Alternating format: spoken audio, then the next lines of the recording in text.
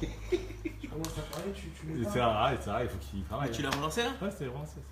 Il y aura un. On dirait pas ton nom, on dirait pas ton nom. Il y aura un et un deux. Tu l'as relancé sur une deuxième fois ou tu l'as relancé? Non, c'est une deuxième. Ah, tu pouvais pas continuer là? Non, C'est pas grave. mais je suis là. Je refais un anime caché Ratsmi ou? Attends, tu vas chez Adi à midi. Si tu fais Chouba, Y a pas- si tu fais Chouba, moi je peux rien faire. Mais Il je y a suis pas là. de train. Mais non, il rigole. Alors, Ah, donc on est Rosh Chodesh, on a dit.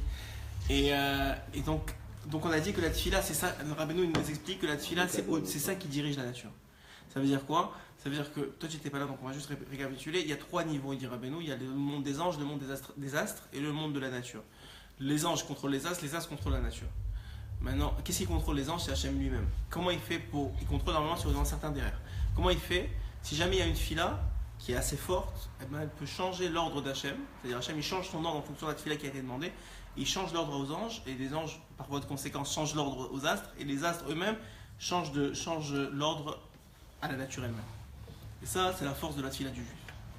Quelqu'un, quel que soit le mazal de quelqu'un, il n'y a pas de iyush. C'est ça qui dit Rabbeinu, il n'y a pas de iyush. Même si tu as un mazal pourri, même si tu as un mazal pourri, tu es juif, par ta fila tu peux tout changer. On a vu avec Léa, c'est la preuve la plus grande. Elle va voir Esav. El Mazal d'Israël. Alors, une marsoukette, c'est un brachot ça aussi. El Mazal d'Israël, mais elle n'a pas des versets où il dit Yesh Mazal d'Israël. Alors on dit El ou Yesh. Et Rabbeinu il est en train de répondre ici. Il dit si tu pries pas Yesh Mazal d'Israël. Si tu pries pas, alors tu es selon les lois de la nature, tu es né telle date, à telle heure, à tel truc. Voilà, c'est ça qui va t'arriver.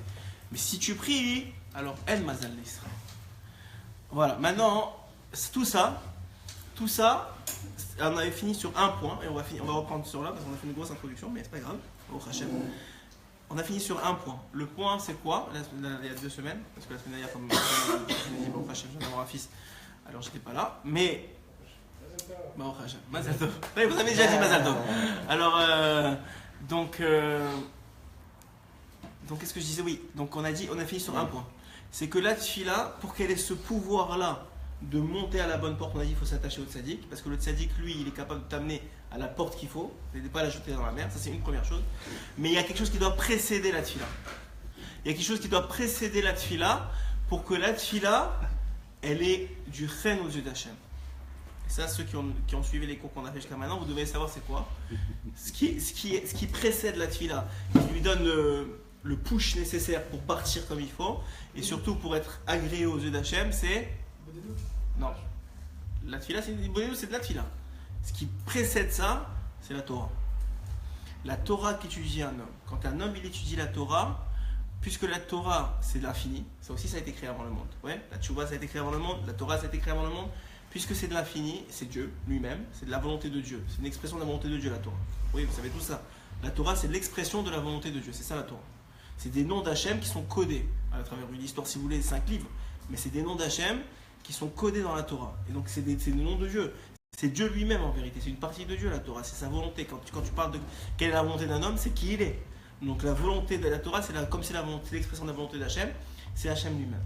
Donc quand tu te connectes à la Torah, on a fait un cours sur le Raganous, tu te connectes à la lumière originelle qui a été créée. Et même avant le monde, ça veut dire que tu te connectes à Dieu lui-même. Quand tu fais ça, tu reçois du chen, tu reçois de la grâce. C'est l'écouter Moran Aleph, ce qu'on a fait ensemble. Donc tu reçois de la grâce, et quand tu reçois de la grâce, à ce moment-là, ça aide énormément à ce que tu as pris là soit accepté. Ouais. Maintenant, parce que je sais pas, tout le monde n'est pas resté après la brite, bon, ce jeudi. Alors tout le monde n'a pas écouté cette histoire-là. D'habitude, je ne raconte pas des histoires personnelles, mais la vérité, c'est parce je dois faire de la karotatov, je suis obligé. Parce que Bémet, et en plus c'est Hanouka, et c'est très très bien de raconter des miracles. Alors Bezrat Hashem, je veux partager avec vous une histoire un peu personnelle, qui est associée avec la naissance de mon dernier fils. Et vous allez voir comment ce qui est écrit, c'est incroyable. Hein? Ton fils. Mon dernier. Non, je veux dire celui qui vient d'arriver, le nouveau fils. De voici Bezrat Hashem, gagne encore plus. Et donc de mon nouveau fils. Et je vais vous raconter l'histoire parce que c'est exactement. En préparant ce shiur ce soir, j'ai réalisé. Parce que là, on est en train de continuer d'écouter Moran, qu'on a commencé déjà 2 semaines avant que mon fils naisse. Donc on est dedans. Donc je me suis dit, toujours, si tu remarques, mais cher, tu suis presque tous les cours, toujours on est connecté à ce qui se passe dans notre vie. Alors j'ai dit, qu'est-ce qui. Et si tu te rappelles bien, on s'arrête exactement à ce point-là, que c'est la Torah qui donne à la tefila la force et que la tefila elle donne la vie. Ouais, c'est ça qu'on a dit. Ouais. Alors regardez, écoutez bien cette histoire. C'est pas parce qu'elle m'arrive à moi, vous allez la voir, donc je vous la raconte parce que c'est du premier niveau, mais ça veut dire que c'est pas personnel, c'est bien mettre par Akaratatov par Akadosh Baruch Hu. Il y a à peu près Hanouka dernier, j'ai un Chavruta à Bnei Brak et j'étudie avec lui à peu près une fois par semaine, ou un peu plus, même des fois 2-3 fois, mais on va dire une fois vraiment en Chazaka. Et on a décidé de commencer ensemble une nouvelle Maseret il y a environ 1 an. Alors moi, il m'a laissé le choix, parce que d'habitude c'est lui qui choisit les Maseret. Je me suis dit, cette fois-ci c'est moi qui choisis. Alors il m'a dit, ok, qu'est-ce que tu veux? Alors je lui ai dit, je veux qu'on fasse Maseret Rosh Hashanah ensemble. Évidemment, moi, connecté à Rabbeinu Akadosh, c'était principalement à ce niveau-là que je voulais commencer Rosh Hashanah. J'avais déjà fait quelques sougiyot de Rosh Hashanah, mais je voulais vraiment le faire avec lui bien, parce que c'est une bombe en Gemara. Il a fini le chasse 2 fois en 5 ans. Si je te donne une idée pour quelqu'un qui comprend ce que ça veut dire, c'est pas mal quelque chose de grand. Alors, Comment il s'appelle? je sais pas si je peux dire son nom, je te dirai après, mais c'est quelqu'un de très très chaud. Et il est très jeune, plus jeune que moi. Et bon, alors, anyway, on a fait Tchouva un peu en même temps, il y a à peu près une douzaine d'années maintenant. C'était la première Gemara que j'ai ouverte, c'est avec lui, Baruch Hashem. Et donc, en tout cas, il y a 1 an, on a commencé Brachot, on a commencé Rosh Hashanah ensemble. Et on a avancé dans le principe de Rosh Hashanah, etc. Hanouka, un peu avant Hanouka. On a avancé dans les prakim. C'est pas une maseret qui est très très longue. Mais bon, une fois par semaine, des fois c'est compliqué, surtout qu'on rentre dans Rashi, Tosfot, on essaie de comprendre, donc ça prend un peu plus de temps. Et il y a à peu près 2 mois, il nous restait à peu près 10 pages dans la Gemara. Et ma femme, elle a commencé à avoir des contractions prématurées. Donc je l'appelle. Et je lui dis, je l'appelle parce qu'on se parle souvent, ou quand je l'ai revu, je lui dis, tu sais, ma femme, elle a des contractions prématurées, les médecins sont un peu inquiets. Je raconte rarement des histoires personnelles, mais c'est tellement bien. Mais je suis obligé parce que c'est vraiment pour Akadosh Baruch Hu qui a fait tellement de bien, qui m'a fait tellement de bien, Baruch Hashem. Hein? C'est du chizou pour vous, j'espère. Mais il y en a qui connaissent déjà l'histoire en privé, donc c'est pas grave. Mais donc finalement, il y a 2 mois, ma femme elle a commencé à avoir des contractions assez intenses et pas inquiet, mais ça veut dire les médecins étaient un peu inquiets que ce soit prématuré. Donc ils ont fait au niveau médical ce qu'il y avait à faire.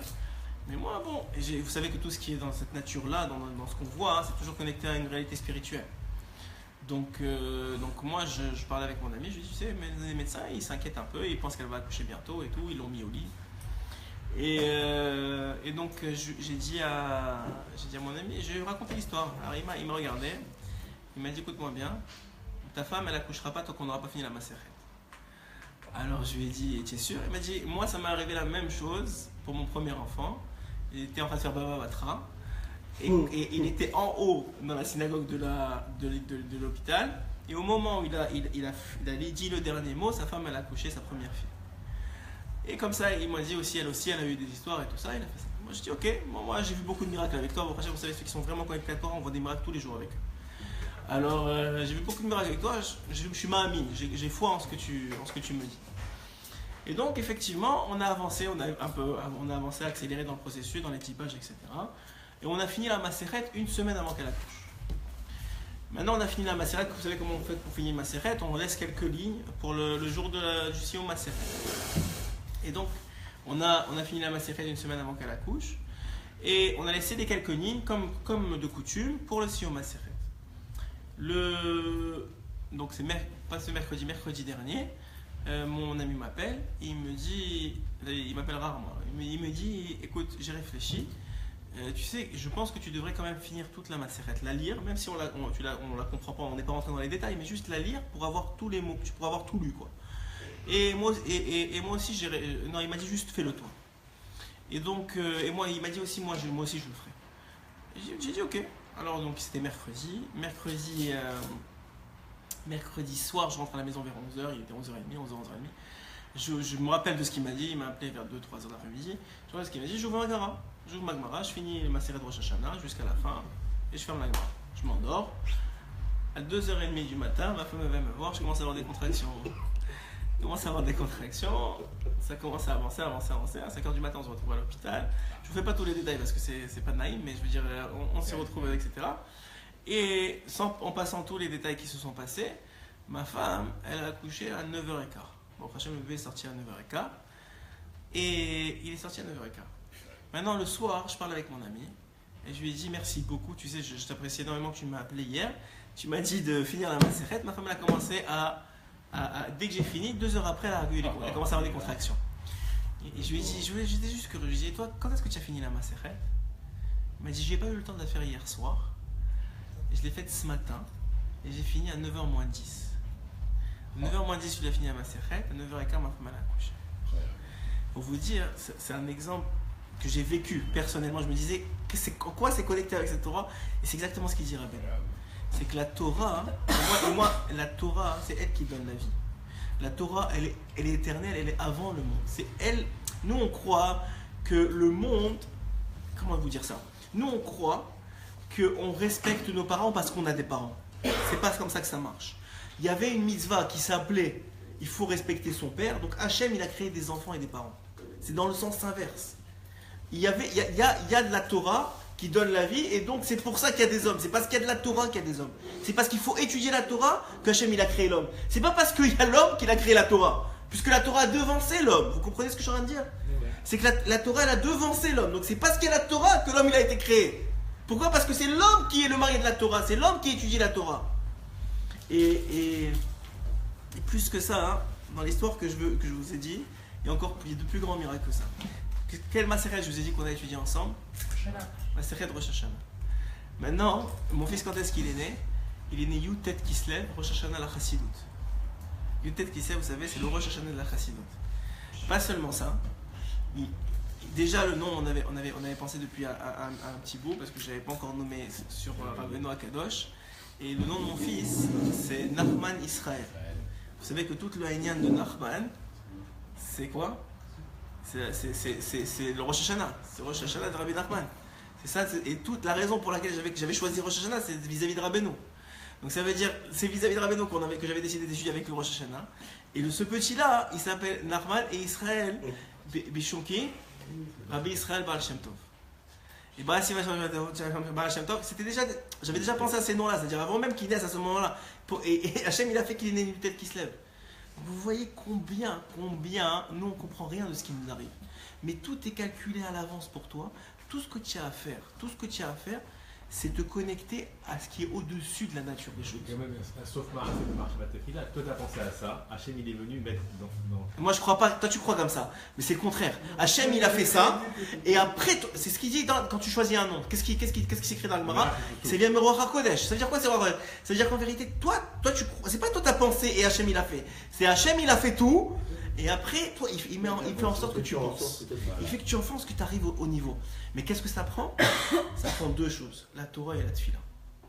Ça prend d'étudier pour donner de la réalité, de la vie spirituelle à ta vie, pour que ça se rentre dans ta vie, pour que Hachem y rentre dans ta vie, tu as besoin de l'apport de la Torah. Pourquoi? Parce que Hachem c'est la Torah.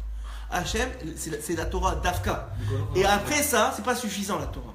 Il faut que maintenant, tu prennes cette Torah-là, tout ce que ça te fait cette Torah-là, c'est qu'elle donne du chen. Elle donne de la grâce aux yeux d'Hachem. Donc, tu fais cette Torah-là et tu pries. Quand tu pries, maintenant ta Torah, elle s'habille dans ta prière. Et maintenant, si tu t'attaches en plus au tzaddik, alors là maintenant tu es au top du top. Et puisque le tzaddik, tu es sûr que maintenant ta prière ne va pas être attrapée par quelqu'un d'autre que Hachem lui-même. Et le tzaddik, il amène jusqu'à Kadosh Baruch Hu. Et quand tu fais ça, on a dit la tfila, elle est au-dessus de la nature. Elle vient de changer ton mazal complètement. C'est la seule façon de nous dire Rabbeinu de changer son mazal. Tu as un mazal, tu es né, et c'est pour ça que, comme je vous ai dit, on prie pour un enfant qui naisse, Beshara Torah mazal, c'était presque ma seule prière avant qu'il naisse. Qui naissent Beshara Torah mazal, parce que c'est tellement important un mazal. Toute ta vie, elle est déterminée sur ton mazal. Tout un zivugim, comme dit Rabbeinu, les zivugim, tout ta parnassa, tout est descendu à ta naissance. Tout ce qui change ça, c'est quoi? C'est ta tfila.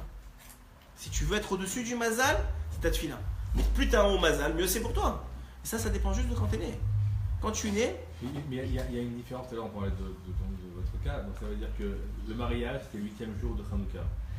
Moi j'ai pas fait exprès. Donc on voit bien une grande différence entre le moment où, alors Hachem là il a organisé le 8e jour de Hanouka, votre mariage, Ouais. et le moment où il y a le petit qui naît Yotet Bekislev, qui naît avec tellement et tellement de paramètres. Là, on voit qu'il y a un maassé de l'individu. C'est-à-dire qu'on prie pour ça, on étudie Rosh Hashanah, on a les kavanas, et en tout cas, il y a un clash. Non, sauf mais par c'est clair que- la marche est tellement forte, elle peut envoyer aussi une résultante par rapport à ça. C'est sûr que la tefila elle peut Mais influencer. c'est lui qui prie pas. C'est sûr que la tefila elle influence énormément. D'ailleurs c'est Ça ça a qui des enfants. c'est ça qui dit Hachem. Même Rabbeinu il le rapporte. C'est que il y a un moment tu pries. Hein? Excusez-moi une seconde. Je réponds après. C'est que un homme il prie pour un enfant, ouais. Il prie. Mais Rabbeinu il dit clairement, il y a une somme de prières. Dès que tu dépasses le nombre, la prière elle va être acceptée, elle va être répondue. Mais il faut une quantité. Il faut une quantité. Donc ça veut dire, c'est sûr que c'est vrai. Mais même, ce qu'on comprend pas, c'est que même la tefila elle-même, qui met les mots dans ta bouche? C'est-à-dire que par exemple, justement, c'est ça qu'il dit ici, dans les mots, je vous le dis en dehors des mots, mais c'est ce qu'il dit exactement dans cette tefila. Et j'étais en train de regarder tout à l'heure, en préparant le shiur, j'étais en train de regarder la Chadoukia. Et dans les mots qu'il dit ici, il dit dans les mots qu'il dit ici, il dit que comme l'essentiel de la prière, c'est la sincérité. C'est la sincérité de la tefila. C'est ça l'essentiel. C'est-à-dire que plus souvent qu'autrement, on dit des mots parce qu'ils sonnent bien à nos oreilles, parce que nous-mêmes, on est fiers de ce qu'on a dit, parce que, tu comprends, c'est bien de dire ça. Mais est-ce que tu le ressens? Est-ce que c'est vrai? Des fois, tu dis des choses, en vérité, tu as envie presque de crier à Hachem, mais tu m'as laissé tomber, j'en ai marre. Mais tu n'oses pas dire ça, tu dis pas ça. Ouais. Tu dis Hachem, là, je t'aime bien, t'es gentil, merci, s'il te plaît, donne-moi encore. Mais c'est pas vrai, c'est pas ça que tu ressens. Tu veux vraiment crier. Et Rabbeinu dit non, tu dois crier. Si c'est ça que tu ressens, tu dois crier parce que t'es pas honnête avec toi-même. Et si t'es pas honnête avec toi-même, c'est pas une fila. C'est même pas une fila. Tu crois que c'est une fila, c'est pas une fila. La fila, c'est quand c'est vrai. Il dit comment tu fais que toute ta fila soit vraie, il faut que tu sois connecté à la Torah. Parce que la Torah, c'est la vérité. Quelqu'un, il peut pas être vrai s'il n'a pas déjà travaillé sa capacité d'être vrai dans la Torah. Parce que quelqu'un qui est pas dans la Torah, il est dans ce monde-ci, et ce monde-ci, c'est cool au shaker. Il est cool au shaker. La vérité, elle est contenue. Et même, c'est pas tous ceux qui étudient la Torah, c'est ceux qui arrivent à étudier la Torah à un niveau de sincérité aussi. Mais je veux pas. Il dit, ce qui permet à la tefila de monter aussi, en plus du reine de la Torah, c'est cette sincérité-là, c'est cette vérité-là, c'est se connecter à la vérité. Comment tu te connectes à la vérité? Des fois, Rabbeinu, par exemple, dans un côté Moran où il parle d'Aïd Boudédout, il dit que c'est pas grave de pas parler. Ah, mais je suis venu, j'ai pris de mon temps, je me suis isolé avec Hachem et il n'y a rien qui sort. Mais c'est pas grave, il n'y a rien qui sort. Il dit au contraire, Dafka, c'est bien qu'il n'y a rien qui sort. Au moins, tu es honnête avec toi-même, il n'y a rien qui sort. Plus que ça, il dit Rabbeinu, la plupart du temps, il dit que par exemple, les Bodé doutes, c'est un exemple, dans les Bodé doutes, il ne faut pas attendre d'avoir quelque chose à dire pour aller prier, pour aller s'isoler avec Hachem. Pourquoi? Parce qu'il dit, c'est pas sincère. Dans quel sens? Il dit parce que la vraie tefila sincère, c'est quand tu n'as rien à dire, et tu vas t'isoler, et Hachem, il a déjà prévu pour toi ce que tu avais à dire, des mots, il t'attendent là où tu dois t'y donner.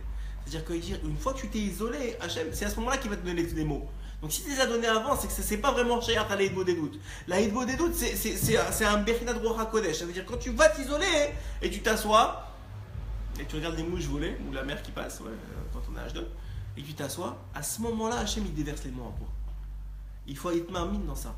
Comme mon Rav Bouta, il a dit quand on a fait Sion Maseret de Rosh Hashanah, justement pendant la bride, il a dit quelque chose de très vrai. Et c'est d'ailleurs contenu dans cette dernière partie qu'on avait laissée, cette dernière ligne qu'on avait laissée dans Rosh Hashanah. C'est que la Gemara dans le Maseret de Rosh Hashanah, dernière partie, elle donne un diouk, une différence. Elle dit comme ça. Elle dit que quand à la synagogue, il y a des Kohanim qui font Birkat Kohanim, ceux qui sont dans les champs, ils sont acquittés. Et ceux qui sont à la synagogue, eh ben, s'ils ne veulent pas, c'est-à-dire que s'ils sont derrière, ils ne font pas l'effort de venir ou s'ils n'y croient pas, eh ben, ils ne sont pas acquittés. Et la Gemara dit comment c'est possible que ceux qui sont dans les champs, ils ne sont même pas à la synagogue, ils sont acquittés? Hein? Bénis, c'est pas qu'ils sont bénis. Ouais, ça veut dire ils sont bénis, ça veut dire ils reçoivent la bénédiction. Et ceux qui sont à l'extérieur de la synagogue, et ils sont bénis. Et ceux qui sont à l'intérieur de la synagogue, qui sont devant les Kohanim, mais qu'ils ne croient pas vraiment, ils ne sont pas bénis. Et la Gemara, elle dit parce que ça dépend, au nom de Rabban Gamiel, elle dit parce que ça dépend de la émouna que tu as. Il y a des choses qui sont vraies. Par exemple, le secret de la Hanoukia, c'est un sod pour faire monter tes tfilotes, surtout le 8e jour, de façon extraordinaire. C'est le organo, c'est la lumière cachée qui a été créée au moment de la création. C'est cette lumière-là qui a été gardée pour les tzadikim. C'est ça qui dit le Zohar. Quelqu'un qui croit en ça et qui prie, cette fille-là, elle est répandue. C'est un moment extrême. La demi-heure, c'est de nucléaire de tefila. Mais quelqu'un qui n'y croit pas, maintenant même quelqu'un, je vais vous dire plus, quelqu'un qui est à nous, il est dans un avion, ouais, il n'a pas allumé la Hanoukia, il ne voit pas la Hanoukia, mais il sait que c'est la demi-heure de Tzedakot Ravim. Et il prie, il dit Hachem, je ne peux pas, je suis honnête, ouais, mais je prie comme si elle était devant moi. Cette fille-là, elle passe comme si il était. Et que celui qui est devant et qui joue aux cartes ou qui engueule ses enfants, comme malheureusement on tombe tous dans le piège, parce que les enfants ils deviennent fous quand on a les Hanoukia, c'est toujours comme ça. Il ne faut pas qu'ils fassent quelque chose. Et on va te laisser que tu pries tranquille avec les enfants qui font jouer à la poupée, ça marche pas. Non, c'est pas possible. Il faut que les enfants ils te crient dessus, qu'ils tirent la nappe, que presque ils vont renverser les bougies, c'est comme ça, sinon ça marche pas. Et donc ce gars-là, que lui il n'a pas de foi dans la tefila, il n'a pas de émouna dans la tefila, cette tefila elle ne marche pas.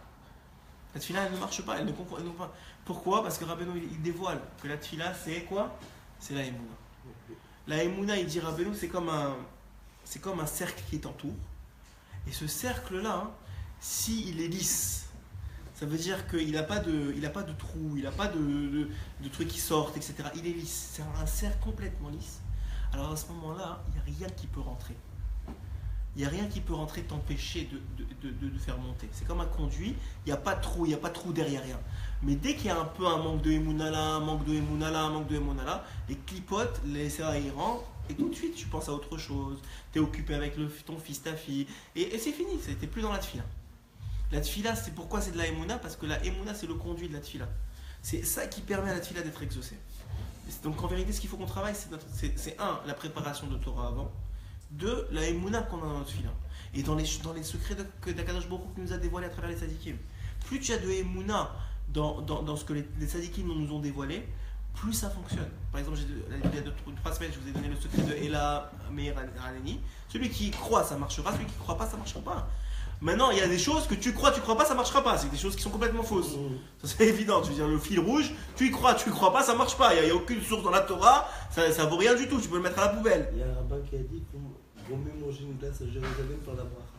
C'est sûr. C'est sûr, on m'a déjà fait une bracha à Jérusalem. Voilà. C'est même pas une question, ça. Le fil rouge, j'oublie. Mais par contre, peut-être il y a un lien de la tzedaka. Peut-être c'est la tzedaka ce que tu dis. Mais merci beaucoup. Mais on va dire, mais ça ne sert à rien. Donc il y a des choses que même si tu crois pas, ça marche pas. Mais même ce qui marche, comme Birkat Kohanim nous dit la Gemara. Birkat Kohanim, c'est Hachem, il a dit je vais vous bénir à travers les Kohanim. C'est pas les Kohanim qui bénissent, c'est Hachem qui passe à travers eux. Ouais. Donc ça c'est sûr que ça marche. Mais celui qui croit pas, ça marche pas. Celui qui croit pas, ça marche pas. Alors regardez qu'est-ce qu'il dit. Donc il a dit וצריך כל אדם לקשר את תפילתו לצדיק הדור וצדיק יודע לכוון השערים ולהעלות כל תפילה ותפילה לשער השייך כי כל צדיק וצדיק הוא בחינת משה משיח. Alors il dit voilà, comme je vous ai dit, le secret, parce que beaucoup de filotes sont pleins de gammes, surtout dans la génération, on n'est pas capable d'avoir une fila de A à Z. Là il parle de Shmona Esrei qui est complètement concentré, complètement vrai et complètement honnête. Il dit donc le secret c'est d'attacher cette fila au tzadikim. C'est pour ça que Rabbeinu il a demandé, comme je vous ai dit avant sa mort, de dire Ani mekacher atzmi, le chol tzadikim avitim shevedorenu, le chol tzadikim avitim shortner afa. Umifrat le Rabbeinu Akadosh, je l'ai mis sur le site. Umifrat le Rabbeinu Akadosh, c'est-à-dire qu'il y a ce droit-là, nachal no memekor chokhma, Rabbeinu Rabbi Nachman mefege v'simcha. Quand tu fais ça, tu permets aux tzadikim, à tous les tzadikim, et en particulier à Rabbeinu, de prendre la tefila, de la protéger. Et même de la réparer, parce que la plupart d'entre nous, les notre tefila, on va être honnête, elles ne sont pas parfaites, de la réparer et de l'amener jusqu'à où elle doit arriver. Ça c'est la première chose. Pourquoi? Il dit parce que chaque tzaddik il a une bechina de Moshe. Pourquoi? Parce que dans la Gemara il rapporte une Gemara qui dit quand il y avait des chidushim dans la Gemara, quand ils étaient en Chavruta, il y en a un, je pense que c'était Rava et Abaye et Rava. Je pense que cet exemple-là il vient de Abaye et Rava. Quand un des deux il disait à l'autre un chidush, une bombe atomique, il lui a dit Moshe tu as bien parlé. Mais attends, il s'appelle Rava, il s'appelle pas Moshe. Tu as tellement bien parlé que tu viens de toucher à Moshe, tu viens de toucher à la Torah de Moshe. Donc ils s'appelaient mutuellement Moshe. Et Rabbeinu il dit de là, tu apprends quoi? Tu apprends que chaque tzaddik il a une bechina de Moshe. Dès qu'il touche à la vérité de la Torah, il s'appelle Moshe. Dès que le tzaddik il touche à la vérité profonde de la Torah, il s'appelle Moshe qui est la source de la Torah. Donc il dit, et pourquoi Moshe? Et Moshe c'est là, c'est qui? À Goël Arishon ou à Goël Acharon? Mashiach c'est Moshe. Ouais, on ne sait pas si ça va être exactement Moshe ou une réincarnation de Moshe. On ne sait pas exactement, mais en tout cas, parce que ça doit être Ben David. Moshe il n'est pas Ben David. Mais ce qui est sûr, c'est que c'est une Bechina de Moshe. Donc Mashiach aussi c'est Moshe. Et alors? Mashiach ou Kaloulat Kolat Tfilot. Et Mashiach, c'est quoi son secret? On l'a dit dans l'écouté Moran Bet. Le secret de Mashiach c'est la Tfila. Il va gagner ses guerres seulement avec la parole. Toutes les guerres qu'il va faire, vous n'allez pas avoir une arme. Hein? Akol Kol Yaakov. Mashiach, c'est seulement la bouche. On dit, je vais Yehe Mashiach Morad Vadin, qui a Tfilot Hem Bechinot Chotem. C'est pour ça que quoi? Que comment Mashiach il va juger les gens? Tu vas t'approcher devant lui, Bezrat Hashem, vous allez vous approcher devant lui, vous allez sentir bon à ses yeux, Bezrat Hashem, tout le monde. Et pourquoi? C'est quoi? Il va sentir. Ça veut dire quoi sentir? Regardez comment c'est beau. Il dit qu'il y a Tfilot Hem Bechinot Chotem. Il va sentir que tu es sincère. C'est tout ce qu'il va faire. Comment il va savoir est-ce que tu es dans mon camp ou tu n'es pas dans mon camp, Mashiach? Est-ce que tu es sincère dans ta tefila? C'est ça le critère au Mont des Oliviers quand vous allez. C'est le secret de Rabbeinu. C'est ça le critère au Mont des Oliviers. C'est pas la kippa, pas les péotes, pas la barbe, pas le costume noir ou le costume blanc. C'est ce que tu es sincère avec Hachem quand tu pries. C'est ça le critère de Mashiach pour dire ok tu passes derrière moi ou tu restes avec les fous là qui sont en train de se battre. C'est ça. Qui a tfilot hem bechinat rotem, qui shekatu kemo shekatu, mais évidemment Rabbeinu il amène une preuve. Dans Yeshayahu c'est écrit uthilati ertom la. Il va de rotem. Et alors voilà, il y a une Gemara. Qu'est-ce qu'il y a, Tzadik? Dans Baba Batra 73b. Il y a une Gemara qui dit comme ça. Écoutez bien. On est dans le 9e l'écouté moral. Les 15 premiers l'écouté moral. Rabbeinu il a eu un rêve avec, pour ceux qui étudient la Gemara ils doivent connaître, Rabba Baba Chana. Rabba Baba Chana c'était un Amora qui a raconté des histoires incompréhensibles dans la Gemara, incompréhensibles, complètement incompréhensibles. Et il est venu voir en rêve Rabbeinu, il lui a dit si tu expliques mes histoires, alors je te dévoilerai des secrets de la Torah. Et Rabbeinu dans les 15 premiers l'écouté moral, il a dévoilé des secrets de la Torah et maintenant à la fin de chaque écouté moral, il vient et dit tout ce que je vous ai raconté, en fait c'est déjà contenu chez Rabba Baba Chana. C'est juste en secret. Alors voilà, regardez, je vous ai raconté ce qui est écrit. Rabbeinu. Rabbeinu c'est beaucoup plus tard. Rabba Baba Chana c'est un Amora. Rabbeinu ça fait 200 et quelques années. Oui. Alors voilà, regarde. Rabba Baba Chana, voilà ce qu'il dit dans la Gemara. Amar Rabba Baba Chana. Zimna Chada Have Kaazlinan Bematbera. Voici que on était en train de voyager. Nous voyageons, était dans le désert une fois, accompagné d'un marchand. Beitlave Bahadan Ahutaya Bahava Shakil Afra au Morachle. Alors, qu'est-ce qu'il a fait ce marchand-là? Il a ramassé de la poussière et il a commencé à la sentir. Et après ça, une seconde, il a commencé à la sentir et après ça, il a dit Ve'amar Ha ocha le durta plan ve'a ocha le durta plan. Voici la direction de tel endroit et voici la direction de tel endroit. Il leur a donné des directions. Ok. Hein? Non. Pour aller où? Alors on va savoir. Pour l'instant, c'est ça qui est écrit dans la Gemara. Vous allez voir combien c'est complètement compréhensible. Et vous allez voir que tout ce que je viens de vous dire depuis le début, c'est contenu dans cette partie de Gemara.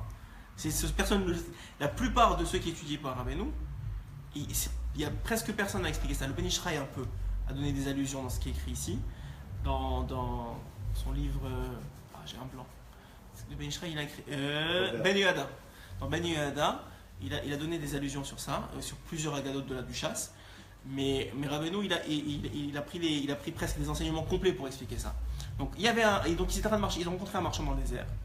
Et ce marchand-là donc, il leur a dit, il a commencé après de la poussière, il a senti, il leur a dit ça c'est telle direction c'est ça et telle direction c'est ça.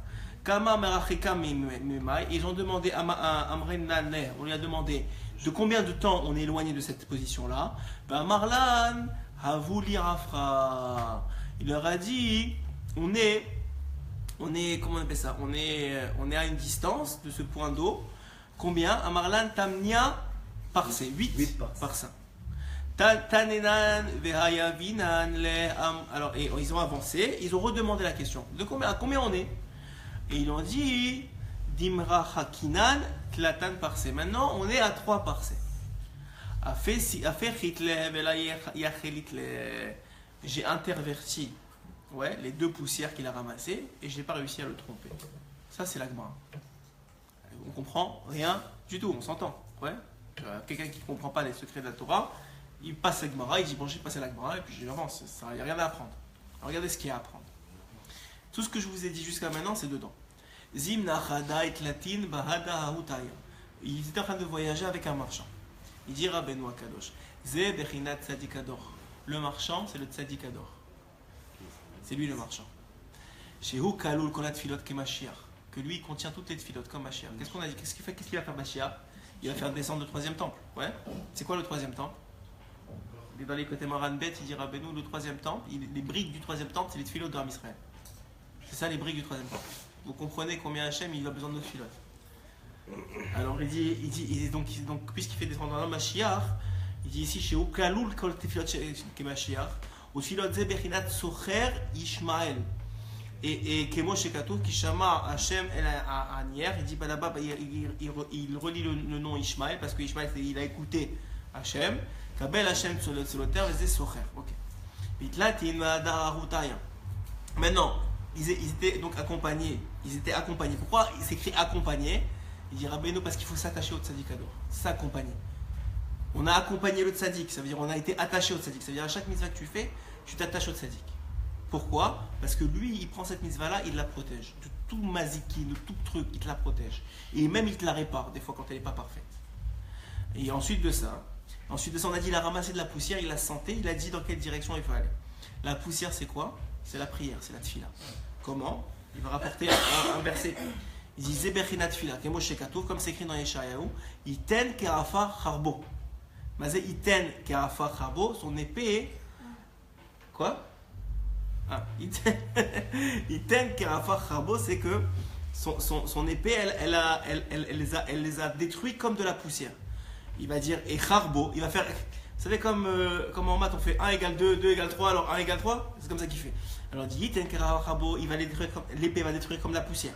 Les cherev et l'épée, c'est bechinat tfila. D'où on sait que c'est bechinat tfila? Parce que c'est écrit bacharti ou vakashti. Quand c'est écrit dans la Torah, bacharti ou vakashti, et là-bas le Targum dit, bacharti vakashti, c'est l'épée et l'arc, c'est 2 sortes de tfila. Ouais, c'est les tachanonim là-bas, vous verrez Rashi, il explique que l'épée ça correspond à la tfila. Donc 1, l'épée ça correspond à 1 égale 2. 1, l'épée ça correspond à la tfila. Et dans le premier verset, on a vu quoi? Que la poussière, elle est créée par l'épée. Donc ça veut dire que l'épée, qui est la tfila, ça correspond à la poussière. Donc il vient de te dire maintenant que la poussière, c'est la tfila. Ok, comme ça il rapporte. Faites-le confiance. Même moi c'est un peu compliqué si je vous explique vite parce que c'est des notions profondes, mais faites-le confiance, c'est ça. Et pourquoi par le nez? Parce que le tzaddik, qu'est-ce qu'il fait? Il peut sentir la tfila si elle est sincère ou pas. Puisque lui, il représente toutes les tfilotes. Et comme c'est écrit dans le verset. Ensuite de ça, il a dit c'est telle ici la direction. C'est quoi cette direction-là? Comme tu as demandé. Nous, les hommes, ceux qui l'ont accompagné, ici, Rabba Bavachana, il a accompagné le tzadikador, il lui a dit dis-moi, où est-ce que on va arriver, quand est-ce qu'on va arriver à un point où on va arriver à être sincère avec Hachem? Quand est-ce?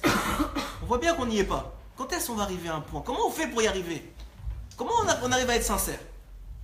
Alors voilà, il va lui répondre, il te reste 8 par ça. C'est quoi 8 par ça? Il dit quand tu vas arriver à avoir en toi les 5 livres de la Torah et les 3 tfilotes par jour, tu vas te rapprocher. Donc d'abord il faut que tu étudies la Torah et que tu pries régulièrement. Sans te poser de questions, est-ce que c'est sincère, c'est pas sincère? Commence d'abord par faire. Commence par étudier la Torah et faire tes 3 tfilotes comme il faut. Mais ne t'arrête pas là. Il faut que tu redemandes la question. Ah, une fois que j'ai fait ça, c'est pas tu t'arrêtes et tu dis maintenant ça et je suis arrivé, j'ai étudié la Torah et je prie et je suis extraordinaire. Non, ça sert à rien. Maintenant il lui repose la question, il lui dit ah mais attends, maintenant que j'ai fait ça, combien il me reste encore? Et là il lui répond, il lui reste 3 autres. C'est quoi 3? Il lui dit, voilà c'est quoi 3? C'est vrai que dans la tefila il y a 3 prières. Il y a le matin, le mitra et le soir. Et il dit comme ça, le matin, c'est la prière que tu fais quand tu viens de te réveiller, tu es reposé, tu es bien, tu as les idées claires la plupart du temps, à part que si tu t'es pris la tête avec ta femme la veille, mais en général tu as les idées claires la plupart du temps le matin. Et c'est une tefila qui est bechinat, qui est dans la berina de Yeshuv Da'at normalement. C'est normalement la meilleure tefila. Normalement, celle que tu es plus connecté, c'est celle du matin. Parce que le monde t'a pas encore envahi. Surtout quand tu fais comme nous demandent les sages, de tout de suite faire la tefila. De ne pas parler avec personne, de ne pas commencer à t'embrouiller la tête avec les enfants, de ne pas les amener à l'école, ensuite prier, de faire direct la tefila. Quand tu fais ça, en général, cette tefila-là, elle est particulièrement bonne. Il y a plus de, Hein il y a plus de préparation aussi. Tu fais ça tous les jours, mon frère, Léna. Je dis pas ton nom tout le temps. Alors, Il y a plus de préparation, on va dire. Tout ce qui est Zimra, il y a aussi, c'est une tefila qui est plus longue, tu as raison. C'est vrai aussi. C'est vrai, mais il y en a qui sont des... Si tu ferais, par exemple, cette fila-là à Mincha, même avec toutes les préparations, les gens ils s'endormiraient à la préparation, ils diraient on ne la fait plus. Exactement, tu la ferais pas. Tu as bien parlé, c'est vrai. Qu'est-ce que ça veut dire? Ça veut dire que Béhémet, il y a un lien comme ça que la fila du matin, hein, elle a un pouvoir particulier qui est le kohar de cette ouverture-là d'esprit, de ce Yeshuv Da'at. La prière de l'après-midi, c'est une prière qui est en général pendant tout le bilboul, pendant toute la folie de la journée. Et comme c'est dans toute la folie de la journée, il y a moins de discernement. Ouais. C'est pas encore complètement un truc, mais il y a moins de discernement. Et la troisième partie de la tefila, hein, c'est quand tu es fatigué le soir, tu rentres chez toi, tu es explosé à peine si tu fais la tefila, tu arrives à attraper un stibler ou quoi pour ceux qui travaillent tard. Et à ce moment-là, tu es vraiment fatigué et en général, tu es juste en train de faire la tefila pour la faire. En général. Il y en a qui font plus Kovana, c'est bien, surtout ceux qui ont étudié toute la journée à toi. Ça, c'est encore un autre signal. Mais ce qui est sûr, c'est ça, c'est les trois niveaux de tefila. Il dira, mais non, c'est pas parce que la tefila du soir, elle a un moins grand potentiel d'être connectée que tu dois être moins sincère dedans. Ça veut dire quoi? Ça veut dire que, qu'est-ce qui te manque? Une fois que tu as mis en place un système où il y a de la Torah et de la tefila dans ta vie, c'est de ne pas te laisser influencer par l'environnement. Ça veut dire que toi tu crois que la tefila elle va à moins de valeur parce que tu es moins fatigué, tu l'as fait. Mais c'est pas vrai, il faut te battre. Ce qu'il faut, c'est te battre. Que tu te battes et que ça donne 10% le soir et que ça donne 80% le matin, Rabbeinu il est en train de te dire, Hachem il préfère peut-être les 10%, tu sais pas. Peut-être ça vaut la même valeur au moins. Donc toi ce qu'il faut, c'est te battre. Quand tu te bats, tu es sincère. C'est ça qu'il est en train de te dire ici. Il te reste 3 par ça. On va presque finir sur ça. Il te reste 3 par ça. C'est quoi ces 3 par ça qui restent? C'est les 3 par ça de ne pas te laisser bouffer par l'extériorité. Dès que tu déconnectes l'extériorité avec la tefila, alors à ce moment-là, tu es capable de prier comme il faut. Donc, on va s'arrêter là pour ce soir. Kol hakavod à tous. Erev tov. Chazak, Baro.